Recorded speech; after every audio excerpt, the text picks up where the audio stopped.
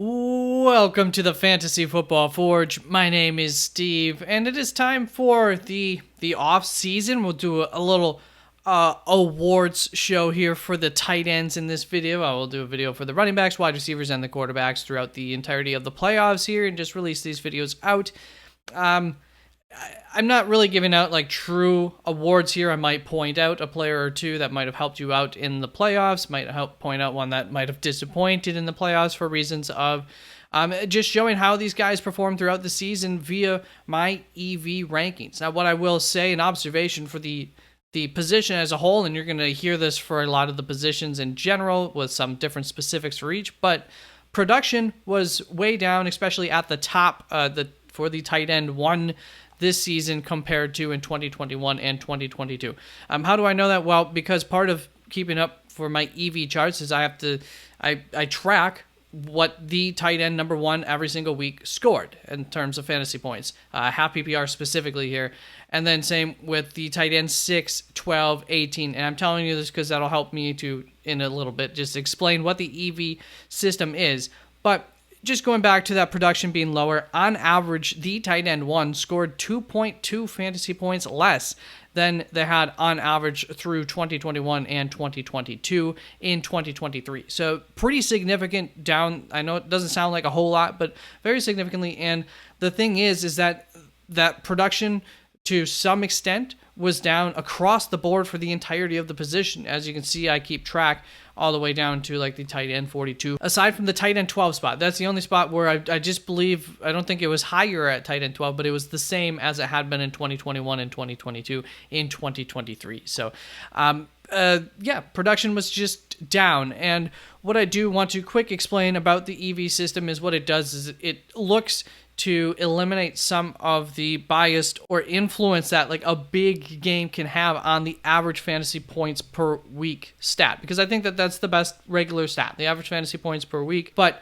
EV is better because it eliminates some of that higher end nonsense that can really skew the data in terms of an average.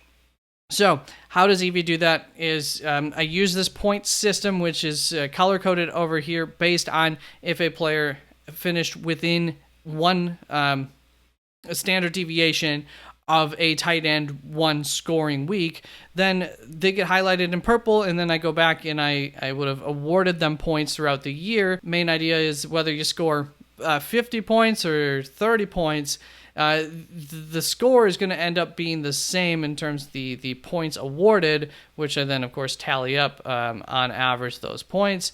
And you can see the three best tight ends on a weekly basis, Mark Andrews, Isaiah Likely, TJ Hawkinson, were on average a tight end 9 kind of finish throughout the season. So one thing here, Isaiah Likely and Tucker Kraft. No, I'm jumping around a little bit here. So before I get to that, this is the difference between the average fantasy points scored per week, which is right here, compared to the EV ranking right over to the right, which of course correlates to this, and the ranking here correlates to this column.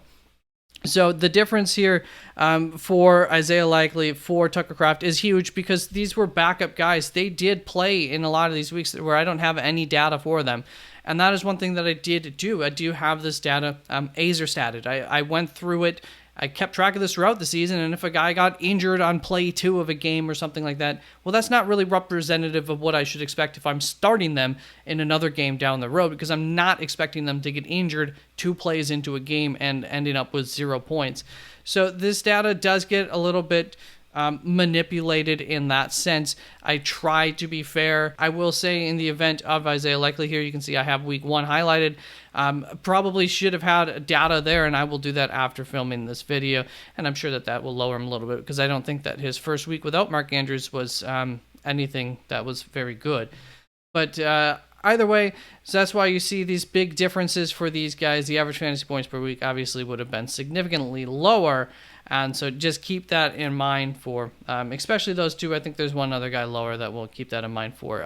The Raiders rookie tight end. So what I do want to point out is, first of all, you are going to have the ability to get this information. I haven't set up a Discord. What my plan is to probably set up a Discord, which will anybody who donates to the channel, supports the channel, becomes a member of the channel, will then get access to the password for that Discord. I'm pretty sure I haven't set up the Discord. I've never been on Discord before, but I'm quite sure that I've seen that as other streamers in the world have done, where you just have a password for members to be able to access. And then on the Discord, I would have a link to this sheet where you can then look at it as is, or you could always download it, and then you can readjust these columns as you wish using the sorting feature, like so, on your own. So I hope that explained enough here. If you have any questions, feel free to ask questions in the comments, of course. And here is kind of what we're looking at, is these differences to see what some players might have gone under the radar a little bit this season, might have performed better than we expect, especially going into next year. If you're going to hear a guy like Trey McBride finished as, on average, the tight end 9 based on average fantasy points per week. Well, my data would suggest that he was significantly better than that, and deserves to be in the same tiered conversation as guys who finished with the average fantasy points per week number 1.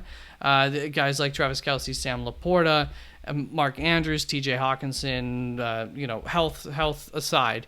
So first, actually, let's start up at the top here with Mark Andrews, who average fantasy points per week, tight end number 4. Obviously, very, very tight here, 11.5, 11.4, 11.3 fantasy points here. But EV number 1, and he's a guy who I drafted, had on my team, very much sorely missed him once he was gone. This doesn't look absolutely amazing here, but a couple of really puffed up weeks, and a couple, never finished worse than the tight end 18. I know 5.5 fantasy points doesn't seem like a lot, but especially at the tight end position, it's really not that terrible. That 5.5 point difference, it's the difference between a guy playing, a running back getting 20 points compared to getting 14.5 points. So that can be a pretty significant difference. And once again, at the tight end position, top 18 tight end, 5.5 points. It's not as bad as it seems, because a lot of weeks, if you look down here, you are going to see guys performing worse than that, guys who are starting on rosters regularly throughout the entirety of the season. So, that to say, Mark Andrews, very, very solid start to the season. And when we compare him to TJ Hawkinson, a guy who ranked just a little bit better based on the average fantasy points per week, we would find that Mark Andrews did outperform him in head-to-head matchups at a rate of 5-4. So over 9 matchups, Mark Andrews would win 5 of them head-to-head randomly. And by randomly, I mean, we're just literally looking at in that single week. And so sometimes that can work in favor or out of favor for a guy. So I might point out a couple of times where I'm saying a little bit of bad luck, too, for that guy in that head-to-head matchup.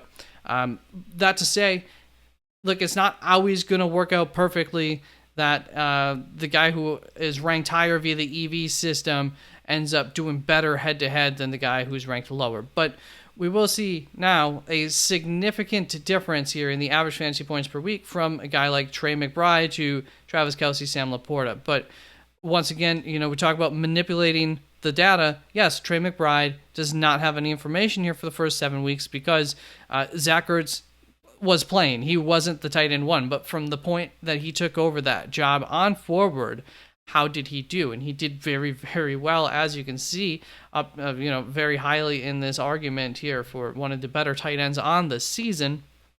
And so when we look back next year, we're going to say, oh, it's such a big difference. But was it really? I don't think so. And when you compare Trey McBride to some of these guys who we'll just call these tiers based on this coloring over here, who are in this tight end 12 tier, compared to Travis Kelce up first here, Trey McBride beat him 5-3 in head-to-head matchups, and Trey doesn't get credit for his third best game in the wins. At some point here, I'm going to pop up on the screen just a little quick so you can see the matchups that were won compared to the matchups that were lost for some of these matchups. But Trey doesn't get credit for his third best matchup, which is this one right here. That's 17.1 under there off of memory. I know these darker blues are a little bit hard to read, but it is what it is. So this week, he didn't face. He doesn't get a win or a loss there, but obviously it probably would have been a win. That 17.1 fantasy points he scored that week actually would have been higher than all but 2 of Travis Kelce's weeks that he scored. So odds are that would have been another victory in this head-to-head matchup between these two. But I'm sure we can look around and say, this is a little bit of a lucky win here. 3.7 points scored. Outscores by happens to match up against a 2.9 Travis Kelce game, probably Travis Kelce's worst, one of his 2 worst games on the season, and Trey McBride's worst game on the season happens to get a victory for that. So things like that can happen, but that's also part of it. That's, you never know what you're going to be facing up against, and so the EV system is just saying consistently, you should most likely, if you had this player versus someone who's ranked below them, be winning more games or more matchups between those two. Because ultimately, how do you win in fantasy football? You score more points than your opponent. Ultimately, how should a player's be rated, I guess, as to how well they did for you is, I think, how many wins did they contribute towards? How many times were they outscoring the guy on the other side of, the matchup?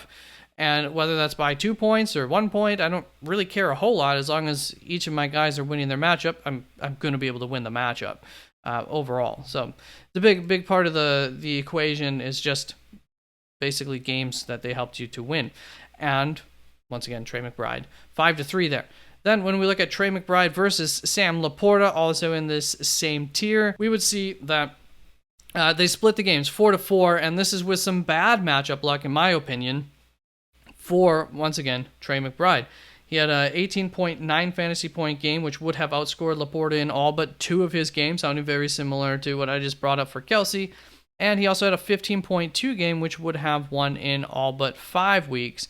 So we look at those. The 15.2 game was right here and faced up against a tight end 1 week, one of the 2 best weeks for Sam LaPorta. Same here. The best week for Trey McBride ends up being a loss here. Once again, would have won in all but 2 weeks. These 2 weeks would have even beat some of these other big games for Sam LaPorta with 18.9 points. But ends up getting a loss for 2 of his best games on the season, second and third best game on the season against Sam LaPorta, even though would have won in the majority of matchups here. So a little bit of bad luck, still split it 4-4 between Trey McBride and Sam LaPorta, same tier. That's kind of what we would expect anyways, but just wanted to point that out, a little bit of proof of the system. So then when we move on, talked about Tucker Kraft a little bit, and so it's something to keep in mind if we were to just take Isaiah Likely, Tucker Kraft out of this, which just barely made the cut for this list. I wanted a minimum of 5 weeks of data, which is exactly what Isaiah Likely had. If anybody played fewer than 5 games that I kept track of data for them, then they did not count for this data set. But if we were to remove those 2 who are smaller sample sizes here and highly manipulated sample sizes, we would see that Evan Engram, David Njoku performed no different via my EV system than the average fantasy points per week. However, we would see George Kittle would have performed a little bit worse according to EV than he does for average fantasy points per week. That is to be expected. He is a guy who is, highly boom or bust kind of player. And as you can see here, a couple of rough weeks, a good week, and then he lets you down in week 4. Now, it's George Kittle, so probably you played him, but there's also a chance that at least some people might have missed out on one of these boom weeks for him, and then you get all excited to play him, and you get less than a point week here. Then there's a good stretch. All in all, I would say this was not a bad George Kittle year. The outcomes came in frequent enough and especially consistently enough for a stretch, especially right here, speaking of, where you were able to take advantage of some of these bigger George Kittle games and get them. But then boom, and ultimately what happens to George Kittle when you get into the playoffs is, he does all right for the first 2 rounds, but then in the championship, the ugly head of him being inconsistent rears itself, and you get 4.4 fantasy points. Out of the top 12 tight ends, George Kittle would have been the second most disappointing performance because of that inconsistency. So Once again, just kind of showing you how the EV system works there. Jake Ferguson pretty much right on par with the average fantasy points per week. Darren Waller would have liked him a little bit more here, even if we were to eliminate some of those. That'd be a difference of +4 for the EV. Cole Kmet, guy who I'm really surprised actually to see the EV ranking was lower than the average fantasy points per week, because oftentimes I was ranking him higher than the experts, and a lot of the experts, if they're using any kind of metric of how they performed up to this point in the season, it would have probably looked better than the EV. But yet, I was often enough ranking Cole Kmet higher. And as you can see, it was a fairly inconsistent season, a little bit hard to capture some of these. I will say, I do think that, so we had Badgent here a few weeks, which did not help him. And also, he was a little bit matchup based this year. So I had some decent luck. I want to say maybe 2 out of 3 times that I gave him a fade or a love tag. I was correct on it, that type of thing with Cole Kmet. So he was somewhat predictable at least, but at the same time, he would have been hard to trust if you had him in your lineup on when to play him. But down the stretch, you saw him come through pretty strongly for you with some decent games outside of not playing in that championship game. And even here, this game he got injured in, but still had a good performance, so that's why I tracked it. Gerald Everett, a guy who the consistency shines through here, and I believe I have a comparison for him compared to Dalton Schultz, who I have just below him. So here is a big difference, right? The EV system much higher on Gerald Everett, and this, once again, this consistency, finishing as a top 18 tight end in all but I think 3 weeks here. 2 tight end 6 finishes, never finishing better in a tight end 3, tight end 1 week either for him. Just very consistently okay. Nothing great about Gerald Everett this season. And that did not work out so well when it comes to average fantasy points scored. Whereas a guy like Dalton Schultz, we see a little bit more boom with him, but we also see a little bit more bust in his matchups. And he ends up finishing as the tight end 11 on the season via average fantasy points scored per week, which ends up being a big difference here of 10 spots via the EV for the EV system compared to the average fantasy points per scored. And ultimately, what happens between those two is they split with, once again, a little bit of bad luck for Gerald Everett. Between him, Gerald Everett, Dalton Schultz, head-to-head matchups, they ended up splitting 5-5. But I will say there's a little bit of good luck, too, for Gerald Everett. You look at this matchup, 3.3 points per week, and he still got a victory there against Dalton Schultz. But once again, that's because of how inconsistent Dalton Schultz was. But I think Gerald Everett missed out on one of his better weeks here, 10.1 points, didn't end up getting a matchup. One of his best weeks, a tight end 12 week here at 9.3 fantasy points, didn't get any credit for that as he came up against one of the better Dalton Schultz weeks. And then same here, didn't get any credit for. So several of his biggest weeks doesn't get any credit for, and one of his best week, he ends up going up against Dalton Schultz in a terrible week for Dalton Schultz. So, just takes down an easy opponent. So all in all, I think a little bit of bad luck there for Gerald Everett. And still comes out evenly split against Dalton Schultz on the season. So, another thing here, too, is what do you want? Do you want the volatility of a Dalton Schultz, or do you want the consistency of a Gerald Everett? Luke Musgrave is going to be a guy who I'm sure there's a few games here, an injury game, or maybe even 2 injury games. Probably 2 injury games that got removed from this data set, which is why he's significantly higher in the EV ranking compared to the average fantasy points per week there with an 8-spot difference. Then Tyler Conklin, Taysom Hill, another example where we see just a huge difference between the average fantasy points per week for Tyler Conklin finishes the tight end 25, whereas Taysom Hill finishes tight end 12. Yet we see Tyler Conklin ranked ahead via EV. Actually, they're tied in EV for the EV system here.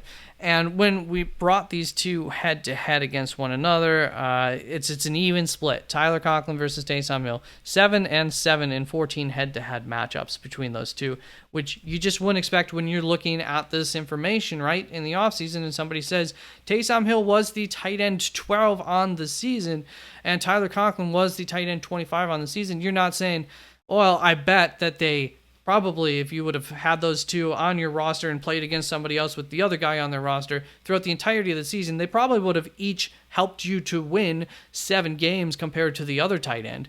I don't think that that's what you would think when you hear that big difference in the average fantasy points per week, but ultimately that is the truth, even though in some cases Taysom Hill would have helped you to truly win your game, where Tyler Conklin didn't necessarily have that kind of upside, but, still ultimately helped you a little bit more in a lot of games. Here's like a scenario of about a 5.5 point difference between Conklin and Taysom. Once again, it doesn't look good because it's like, 5.6 fantasy points.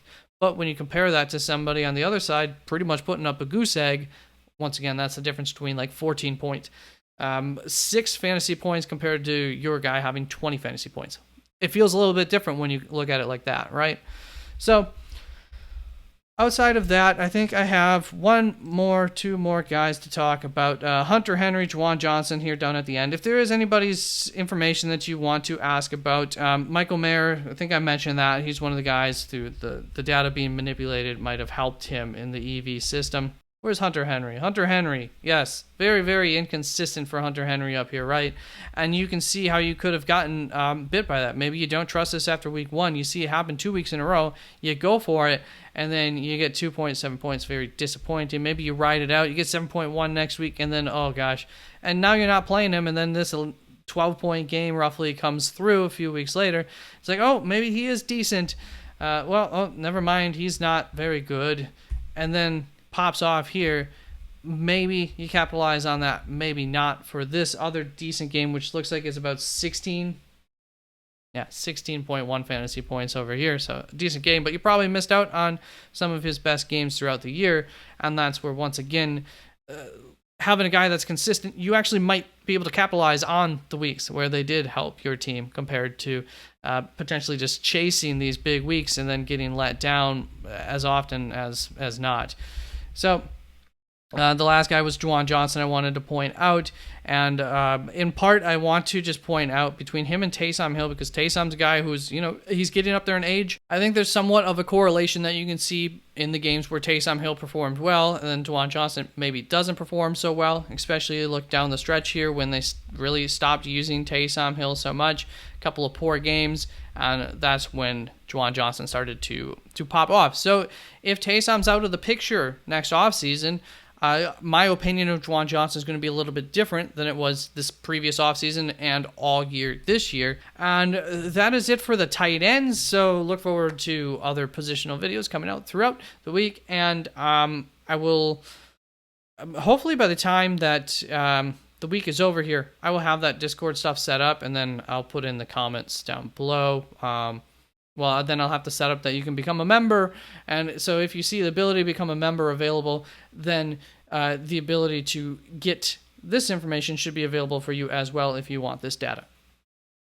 Also, if you're not in a position in life where you can donate to the channel and you still really think that this would be helpful for you, just reach on out to me. Emails around on the YouTube channel, in the About Me information. Otherwise, it's the Fantasy Football Forge at gmail.com.